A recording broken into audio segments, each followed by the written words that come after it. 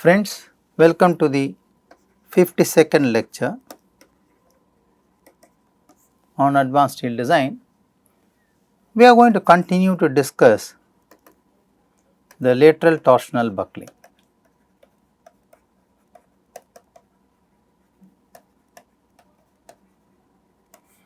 In the last lecture, we explained independently how do we get lateral, torsional and why it is called as buckling. Okay? Let us recapture the last figure, what we drew for an undeformed and deformed geometry which I have drawn on the screen now. So, this is my undeformed geometry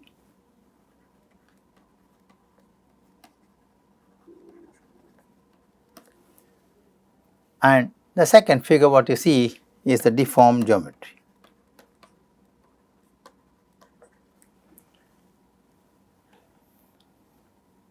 So, we are considering a simply supported beam as loaded. The cross section axes are now modified. The cross section axis after deformation are modified as zeta eta axis as you see in the figure, and this corresponds to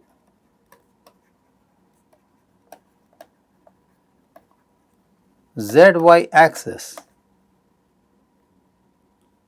which is undeformed. Okay.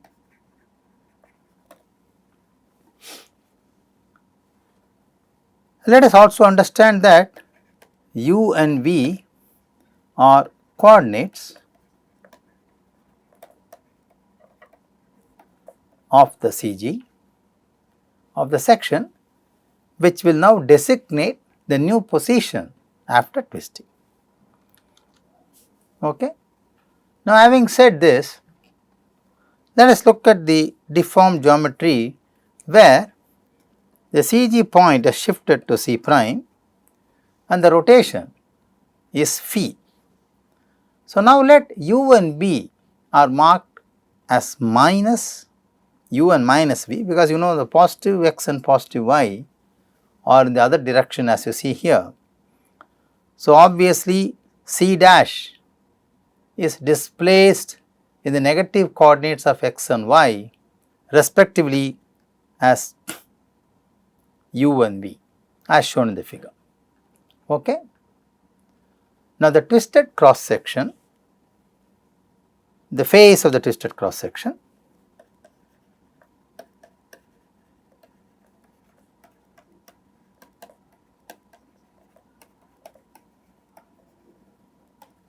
signifies the flange under flexural bending, while the compression flange is under lateral torsional buckling.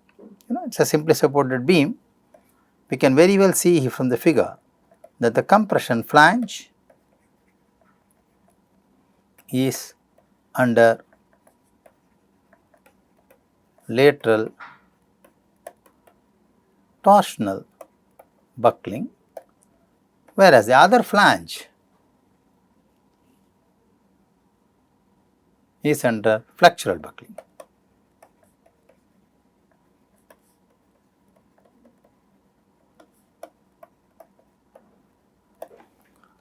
Okay. Now, friends, this arrangement is similar to the column buckling. Therefore,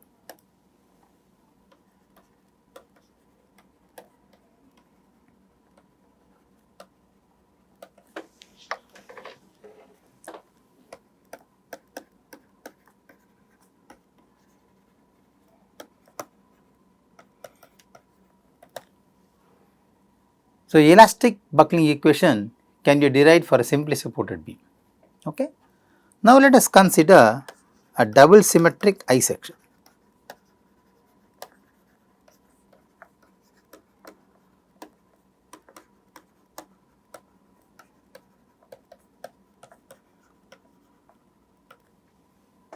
Okay. This is now subjected to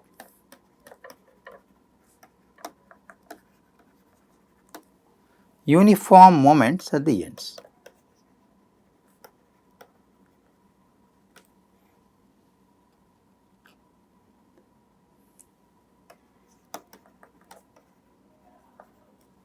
Okay.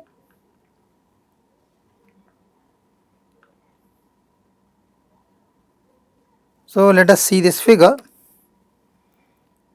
It is subject to uniform moments at the ends m naught. Okay. Under such arrangement, no shear will happen. Okay.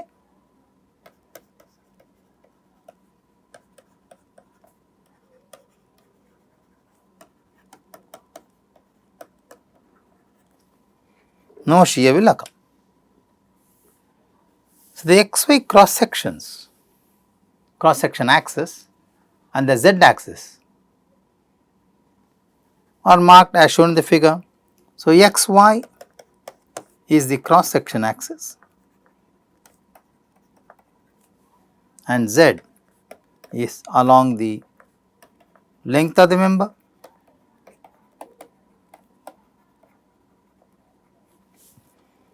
Okay.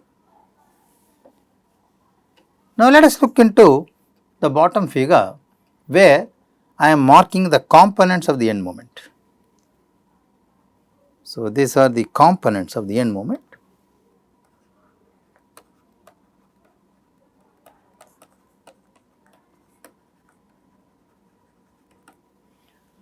When you look at the figure showing the components of the end moment, one can very well see the xy plane is rotated to zeta eta plane by an angle phi.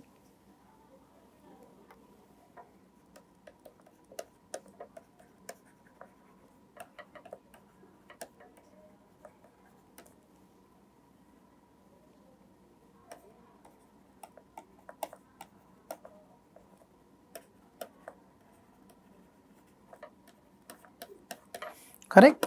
See here.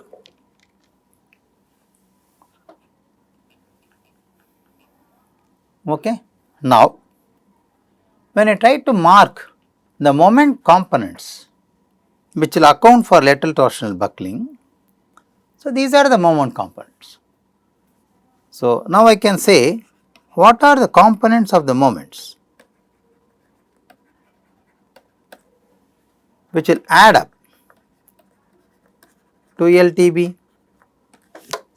So, these are the components of the moment which will add up to LTB, where you can see that m zeta and m eta both are adding together to form the moment about eta zeta axis, which is inclined at an angle phi to the original xy axis. Okay. So, now in the transformed plane,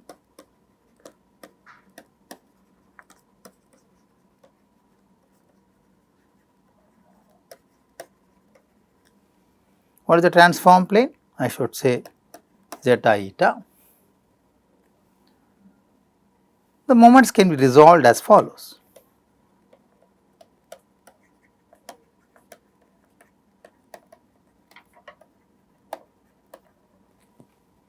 So, m zeta will be equal to mx cos phi, which is approximately equal to mx for small rotations. As a continuity, we mark equation number 16. Similarly, m eta will be mx sin phi, which will be approximately equal to mx of phi, which can also be said as m naught of phi. Okay, well, that is what the original moment we applied, equation number 70.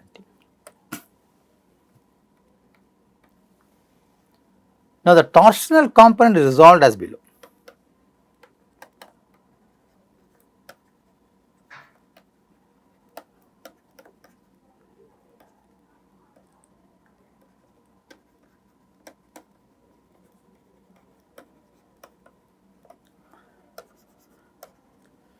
will be given by mx sine minus du by dz, okay, where z is the axis along the length of the member, which can be said as minus m naught du by dz, equation number 18.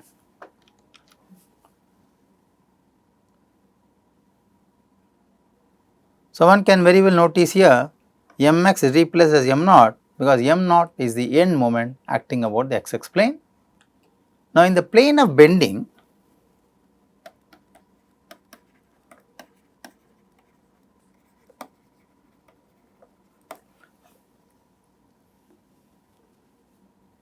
which is the yz plane,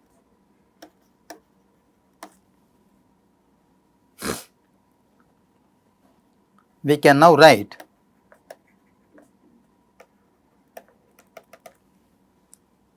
E I zeta d square v by dz square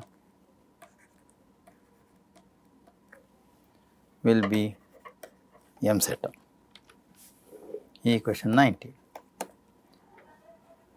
Equation 19 is a simple bending equation about the major axis.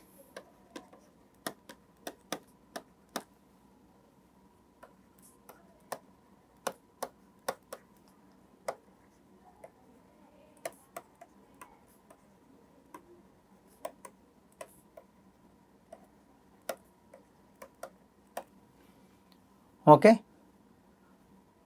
This is written in consensus with the general equation with respect to axis of the beam. Similarly, with respect to minor axis, we can say E I eta d square u by dz square will be m eta. Okay, we call equation number 20. Now, the twisting moment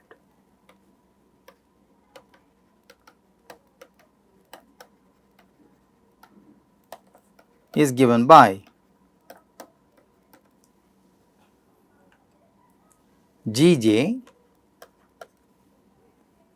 d phi by dz minus E Cw d square phi by dz square is m tau,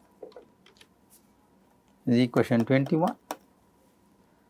Now, we can solve all these three equations. So, equations 19 to 21 can be solved simultaneously.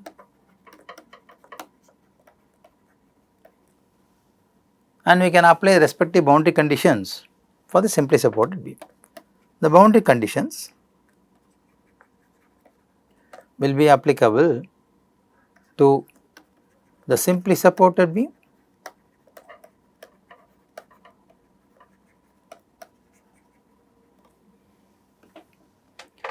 so what do we get? We get the governing equation for elastic buckling strength.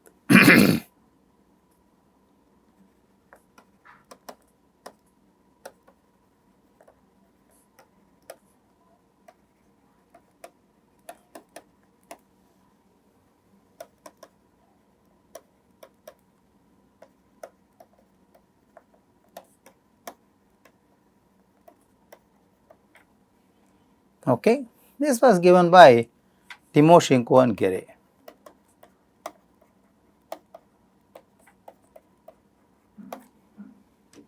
Which is m0 CR is square root of pi square E Iy by L square of pi square by L square E Cw plus Gg. We call this equation as 22, which is the classical elastic buckling strength equation. This is applicable to very long span beams which is similar to slender columns.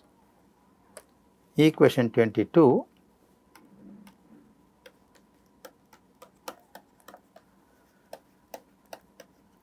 is applicable to very long span beams, and as they behave similar to slender columns.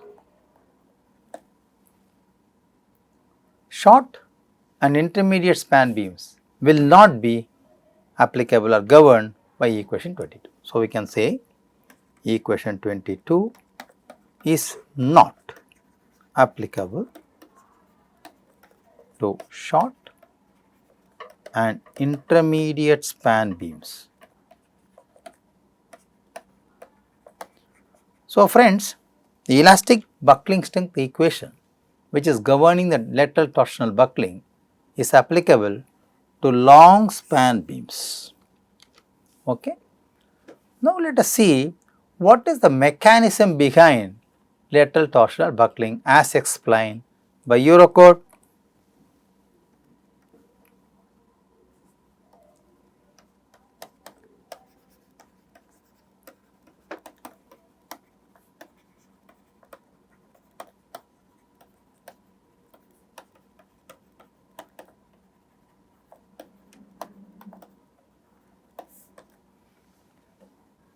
Let us refer Eurocode EC3 205. According to this Eurocode 3, instability is characterized by large transverse displacements and rotation about the member axis under bending moment about the major axis. So, now according to this, instability is characterized by A. Large transverse displacements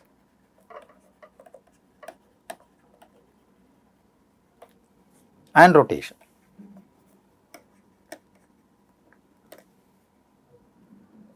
About the member axis,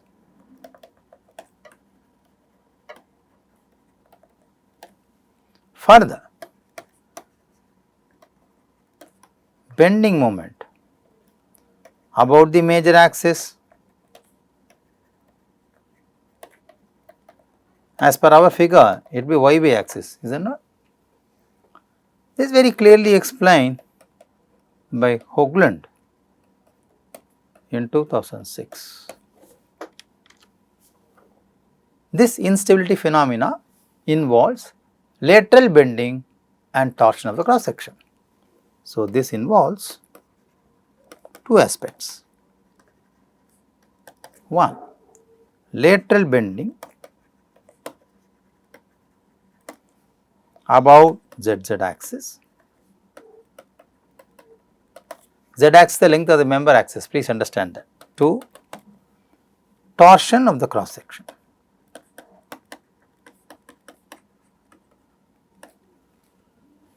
Okay, these two are there.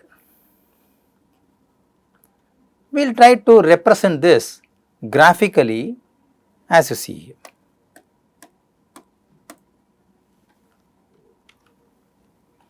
Okay. So, graphically the lateral torsional buckling is expressed, this is an LTB. Of course, this represents cantilever beam and the right hand side figure represents LTB for a simply supported beam.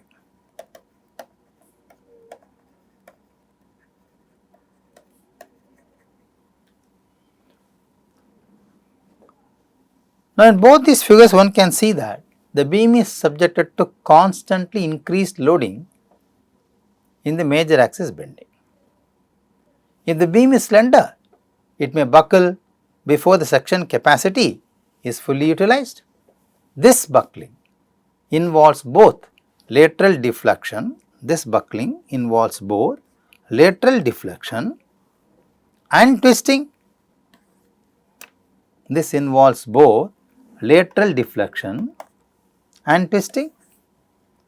This is what we call as lateral torsional buckling. Okay. The vertically applied load in both cases induces compression and tension in the flanges of the beam.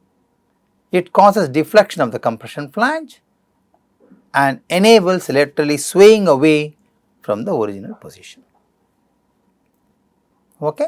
You can see the compression flange is swaying away, compression flange is swaying away from the original position.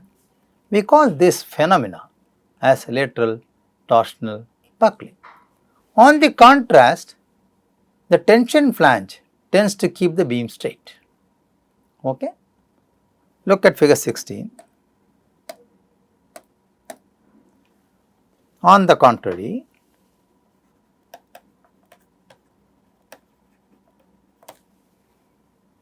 tension flange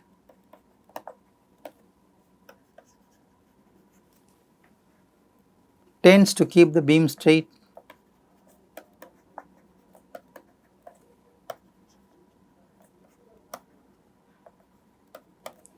Okay.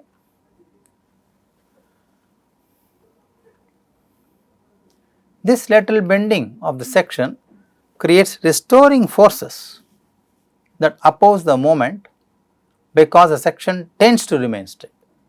These actions generate lateral forces which sometimes are not adequate to prevent the section from lateral deflection, and that is what we call as resistance against lateral torsional buckling, which we can see from this figure.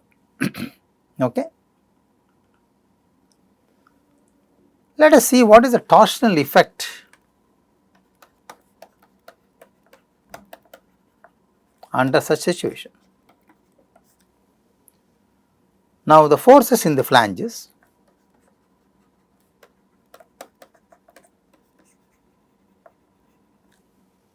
cause the section to twist, cause the cross section to twist above its longitudinal axis.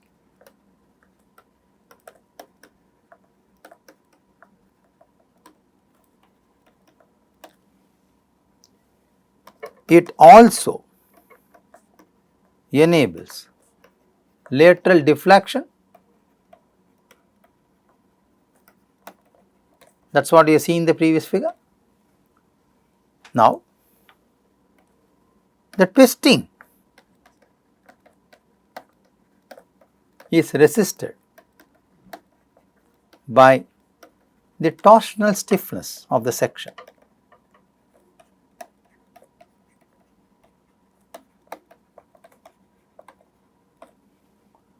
Now, what is the parameter in the design which will control this? The parameter in the design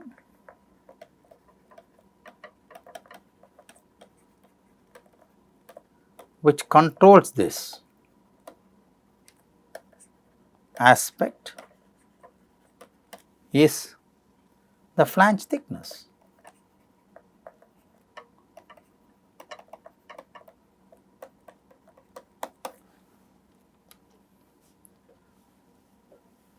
Let us say, for example, we have two sections of the same depth. For example, there are two sections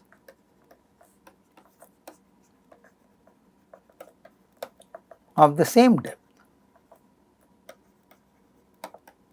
but with different flange thickness.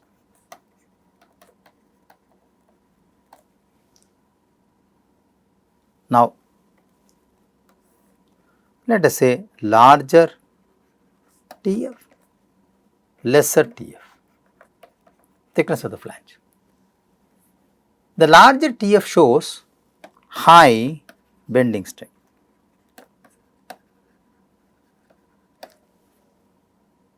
Okay. This shows lesser bending strength. If the span is very long, then the beam becomes unstable even for the small magnitude of the load compared to short span beams. And if the beams with the same length but different cross sections are imagined, then beams with slender cross section buckle.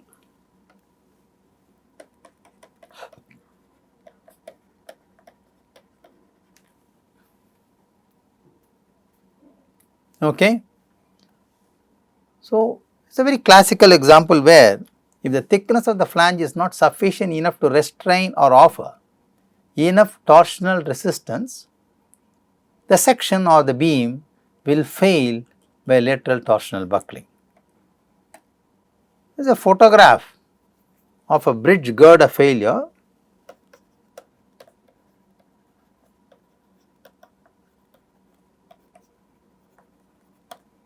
under LTB.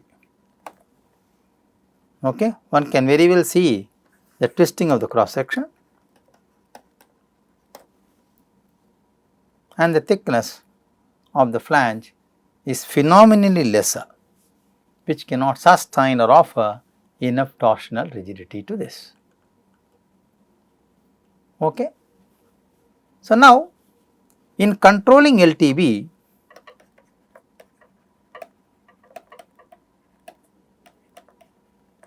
let us say what are the factors in the design.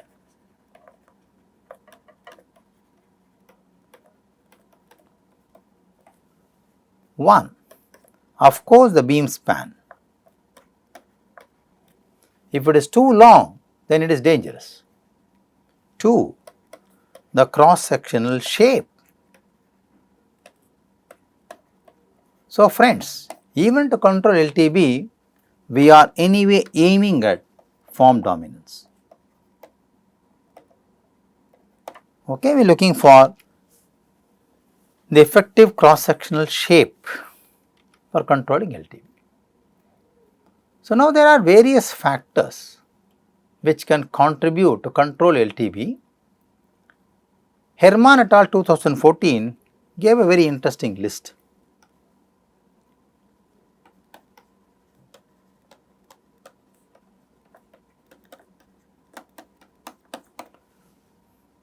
Summarized list of factors useful to control lateral torsional buckling. Let us see what are they. Let us see one by one. Let us say the parameter and structural properties.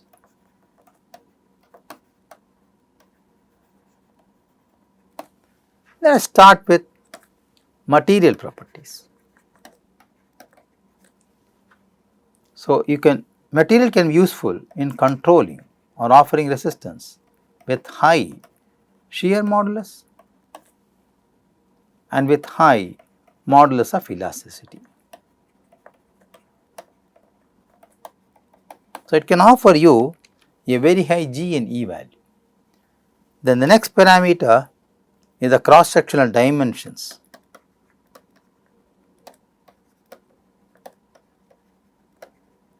And span.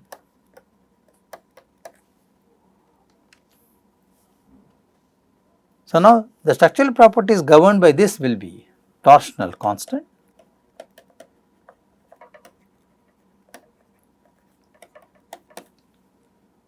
warping constant,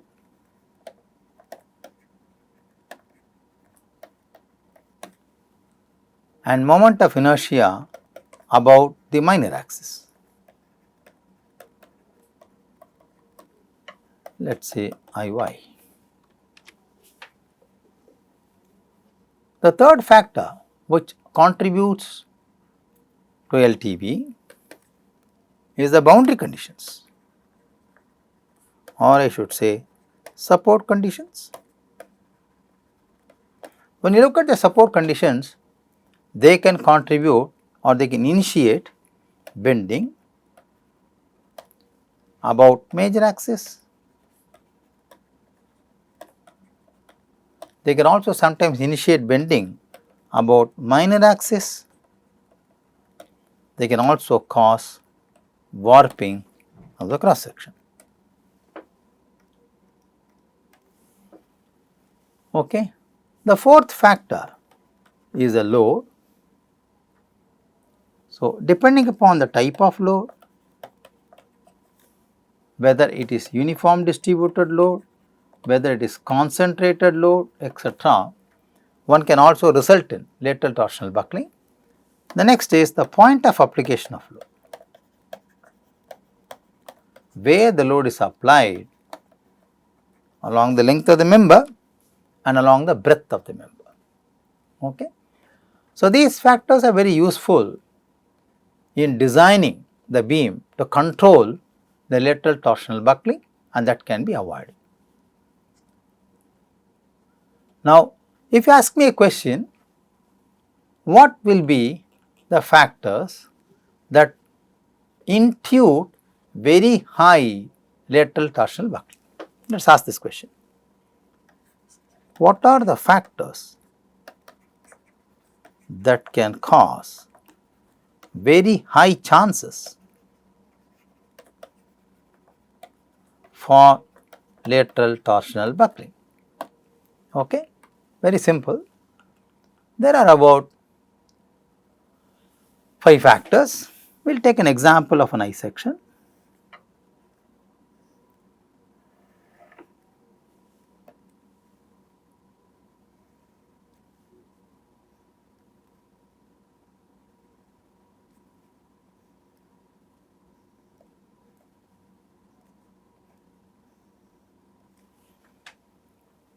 This means central axis CG. We call this as Y. Let us say this as Z.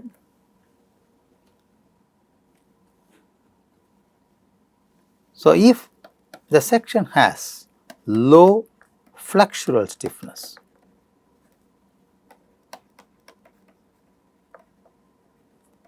about the minor axis,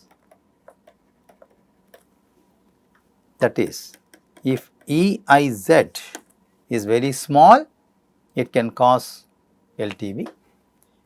If the section has low torsional stiffness,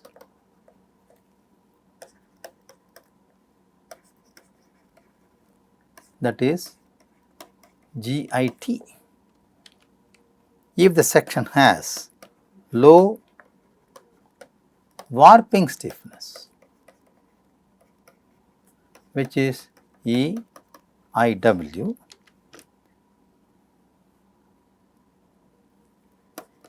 if the beam has high point of load application, load is applied on some other plane which is at a different elevation from the beam. The last point is the beam has got very long unrestrained span.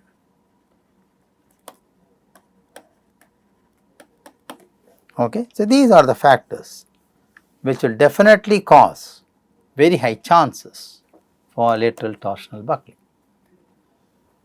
So, further friends, it is also interesting to see that in case closed box sections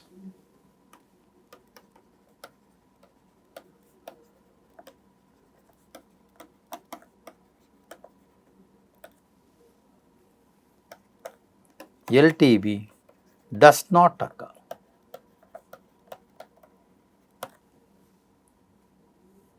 Number 1. Number 2, if the section is bending about its major axis, then LTB will not occur. Okay. These are the conditions where LTB does not occur.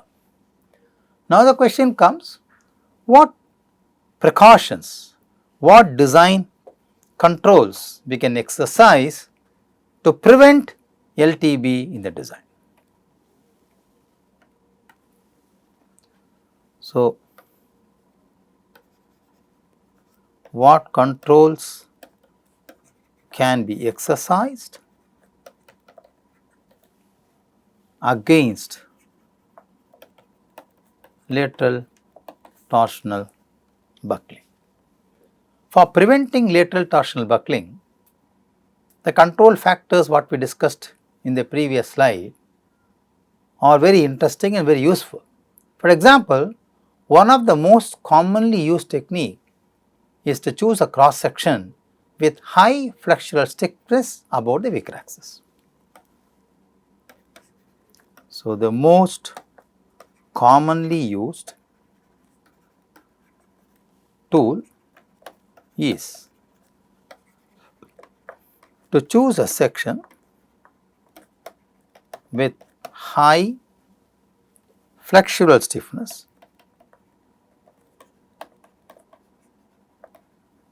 about the minor axis.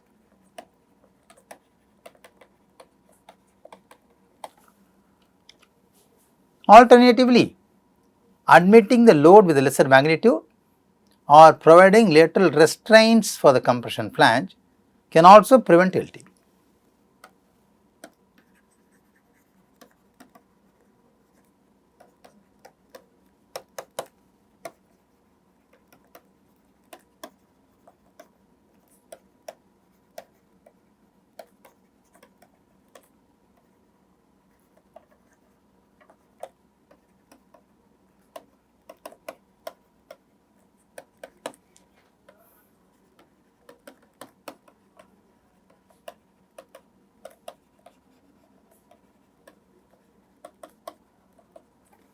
Okay, they can also control LTB.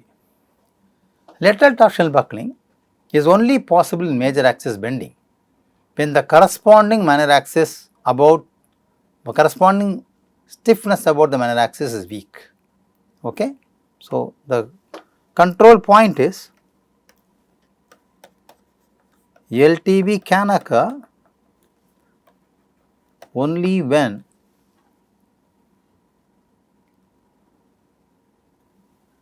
the stiffness about the minor axis is weak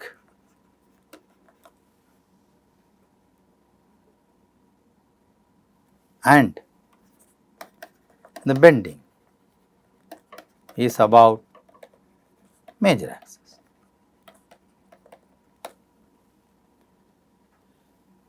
If the structural stiffness is same about both the axes, then LTB can be avoided completely. That is a very interesting statement here.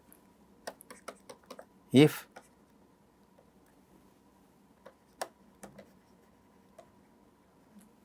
stiffness is same about both major and minor axis,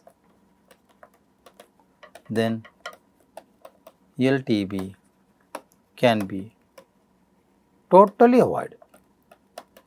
So, that is a very interesting and simple tool to control LTB in the design itself. Okay. Now, offshore structures being strategic importance, the top side of these platforms are designed with an ultimate care and generally they are designed as a built up section.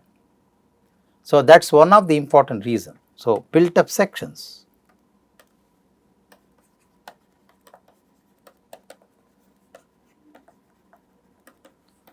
are preferred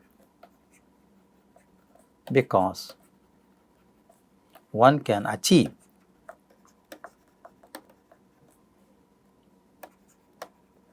equivalent same stiffness in the major and minor axis. It is possible with built up sections only it is possible. Okay. Now, what are the possible type of sections we have? Let us draw them. Solid circular sections,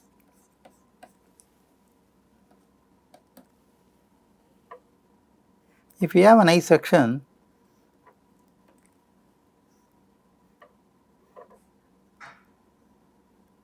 If the loading is here,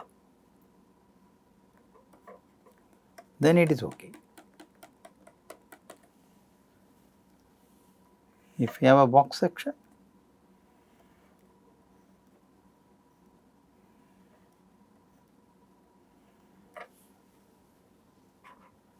the loading is applied here, and if this is B and if this is H, we need a condition that H by B should be less than or equal to 2. So, these are all the sections recommended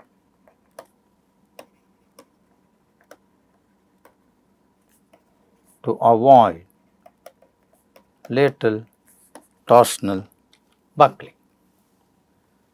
Now, we discussed also an important factor saying the point of application of load can also cause LTV. Okay. Let us now discuss what is the effect of point of application of load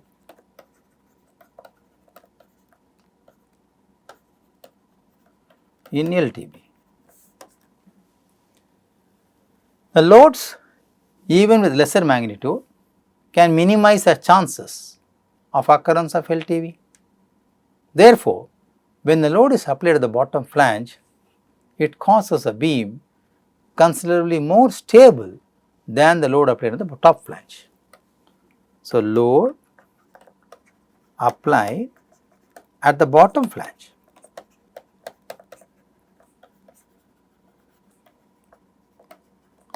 makes the beam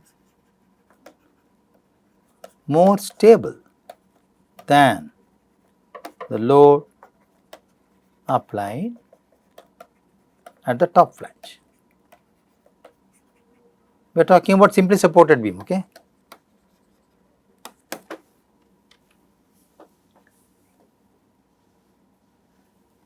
One classical example to prove this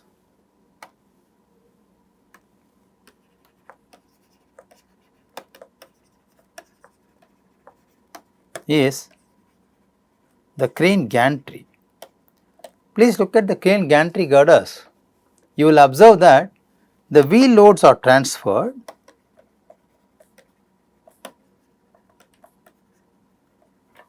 to the bottom flange.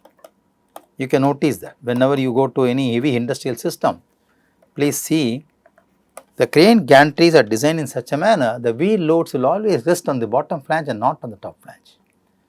This is possibly only due to the reason that when the load does not contribute to any restraining effects. The event of LTV, the beam deflects when the load above the center of twist generates twisting moment. Okay. So, let us explain this graphically like this.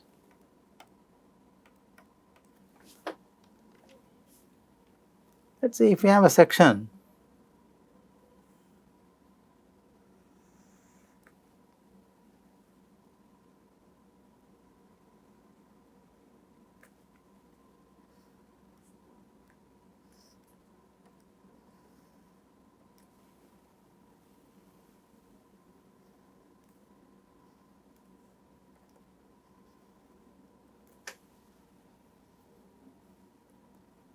let us copy the same figure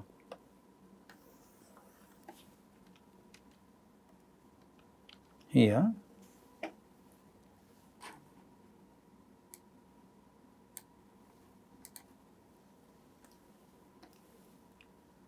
This is a load is applied here, means the line of action of the load.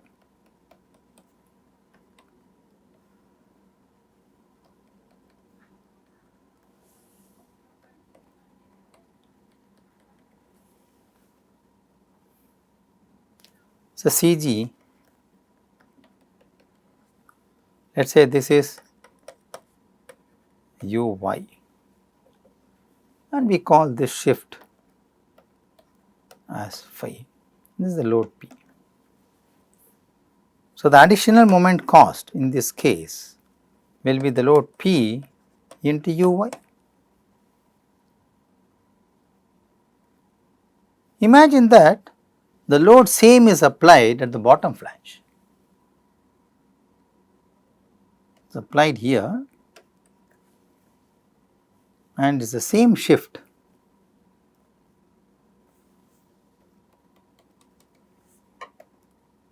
Let us say this is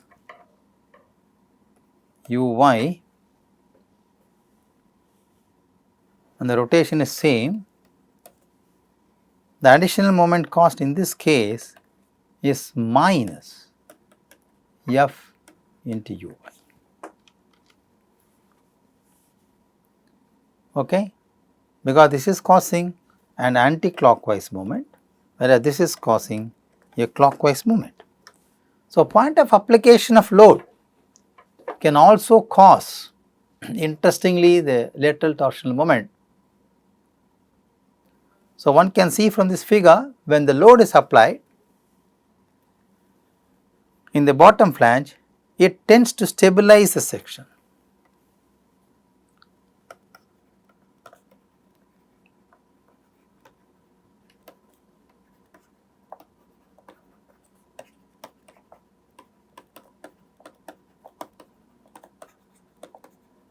Okay, so it is better. This is not better. Okay. Having said this, let us see what will be the effect of lateral restraints on lateral torsional buckling.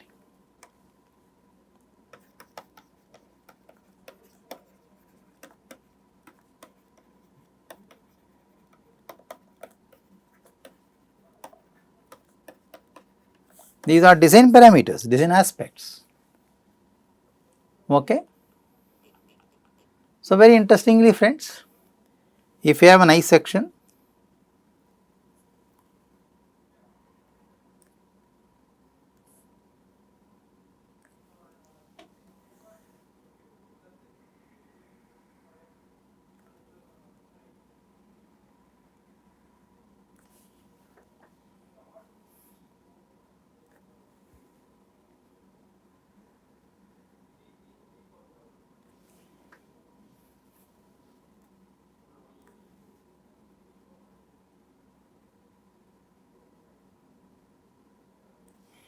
okay, let us say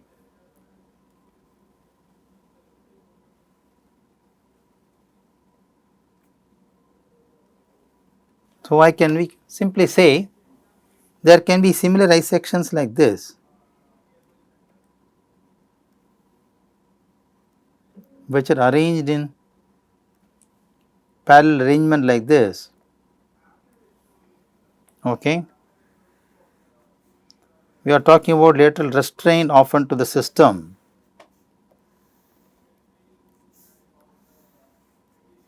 These are all primary beams.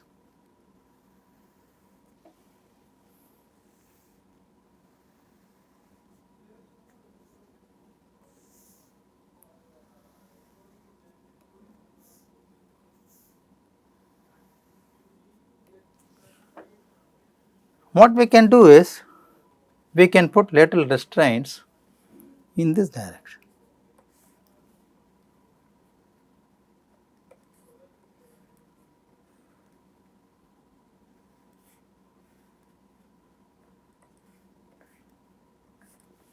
At intermittent gaps, let us say I can put, this is one beam which we have here, okay, this is another beam we have here, this is another beam,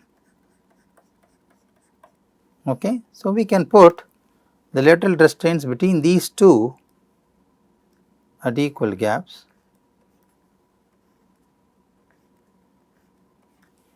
Similarly, between these two at equal gaps,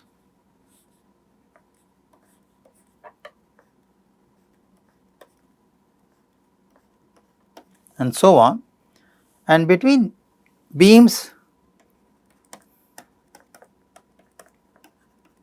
B and C only at the ends. So, between B and C we have lateral restraints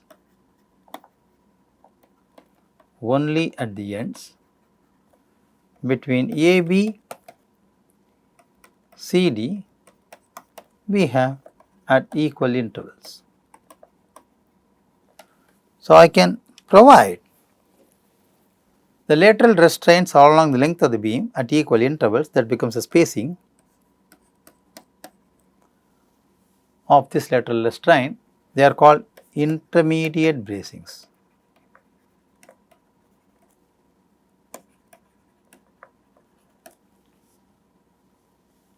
And these are called support bracings or sometimes called end bracings. Okay. Now, one can also find out what are the possible buckling modes we have with lateral restraints to avoid lateral torsional buckling. So, friends, we will discuss that in the next lecture. So, in this lecture we learnt about what are the design factors that initiate LTB, how LTB can be avoided, what are the control techniques one can employ in the design to avoid lateral torsional buckling. Okay, apart from understanding why do we call this bending as lateral torsional buckling. We will see more details in the next lecture. We will also work out an example, design example of LTB using Indian code and one international code to illustrate the design of LTB against LTB. Okay? Thank you very much and have a good day.